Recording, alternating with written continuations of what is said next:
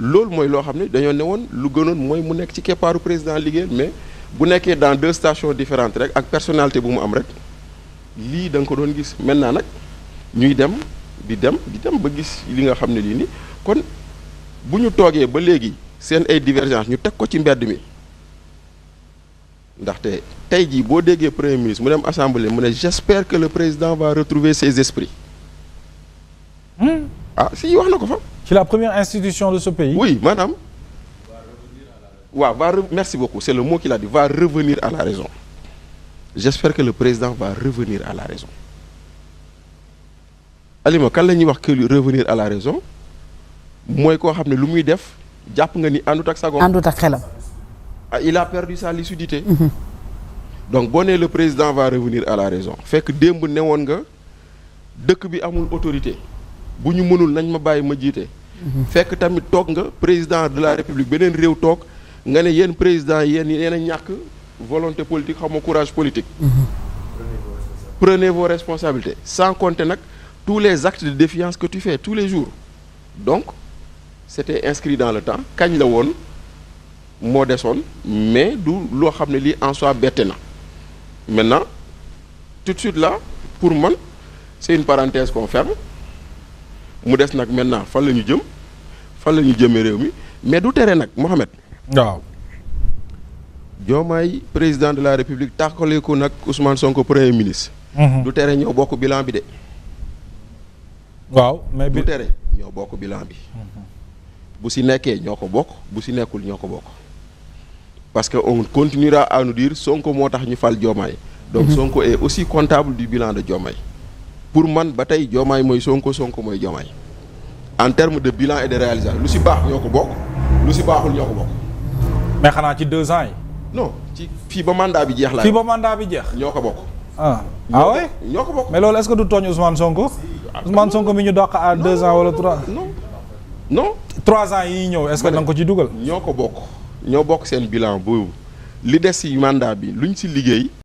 ñooma lu ci baaxul ñooma loolu moom na leer. très bien parce que on continuera toujours à nous dire Sonko moo tax Diomaye falu mais si on continue à nous dire ça kon lu fa baax ñoo ko bokk kon lu fa baaxul tamit ñoo ko bokk kon nag tey jii nii nag maintenant loolu ci aspect politique bi la mais dafa am ay faisceau d'indices yoo xam ne boo ko xoolee ci fan yii nii aussi tamit dafay am fu mu lay yóbbu Abdou lu mu wax lu am solo la. si wàllum dette bi lu Abdourahmane Sarr wax par rapport au FMI. Bachir yaa ngi fu am solo boo daaneelee foofu ñu dem cité kër góor gi xool ambiance bi nga xamante ni moom moo fa am. ci kër ancien premier ministre bi. loolu. da nga koy dégg nga gis ñu ne dossier FMI le président de la République décide de le prendre en main médias yi bind nañ ko fi. recevoir na directrice générale FMI defe naa si xaw ma ban ndaje bu mu amoon kon nag da ngay comprendre ni xëy na orientation bii ñu jëm. c'est une orientation boo xam ne ça va nu mu tuddati ça va acter la fracture. oui. ça va acter la fracture parce que tey jii nii ñii ñu wax naan il ne faut pas restructurer la dette ñu koy wax ñëpp je suis d'accord mais qu'est-ce qu'on nous propose à la place. exactement c'est la grande question. voilà c'est-à-dire que boo nee d'accorduma ànd ak Mansour Ndiaye dañ la naan waale koo d'accord àndal. waaw te ñi koy wax ñëpp waxuñu fan lañ bëgg ñu yóbbu. amuñu alternative. est-ce que du yaa fi sos mooy tax a falu. quand même kon nag muy noonu. mi ngoog Alima.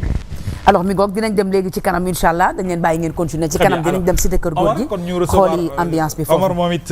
mais classe politique bi tam ñu ngi réagir. ñu ngi réagir ah. Omar yow it sa réaction bu njëkk ci xew-xew bi. c'est le peuple qui est libéré.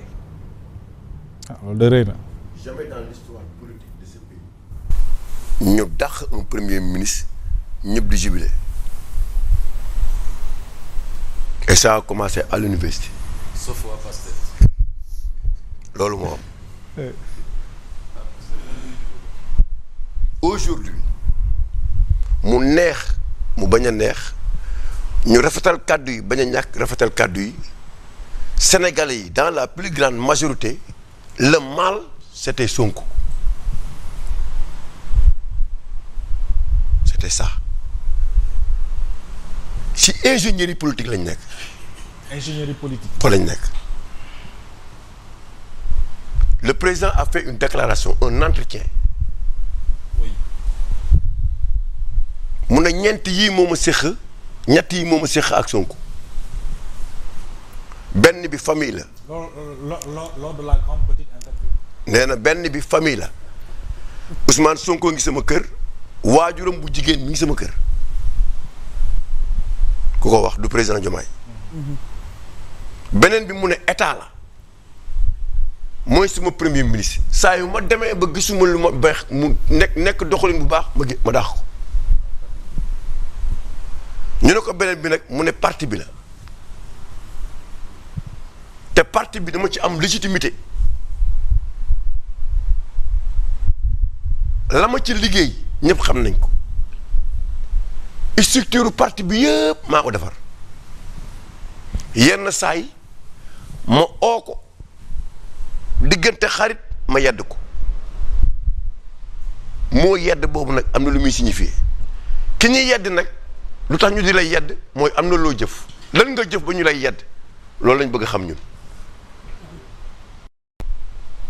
yedd la wax de waxul ñu waxtaan yenn saa yi mu def dara ma oo ko yedd ko waa ko ñu yedd am nga loo def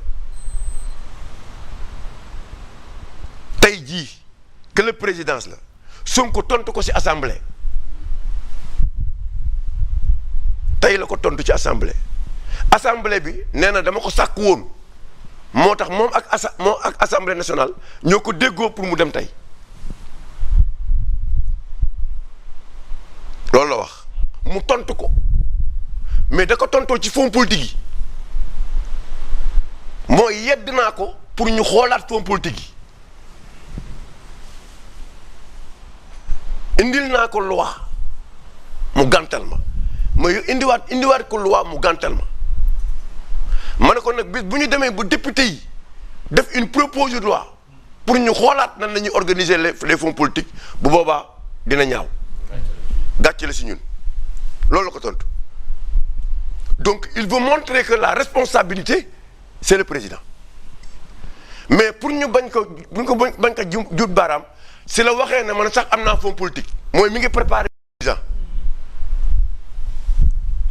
mu ne man sax am naa fonds politique 1 milliard 700 et quelques donc il a 5 millions par jour 100 et quelques par mois. waaw boobu ñu bëri ñi ngi laam-laamee lan moo indi wax ci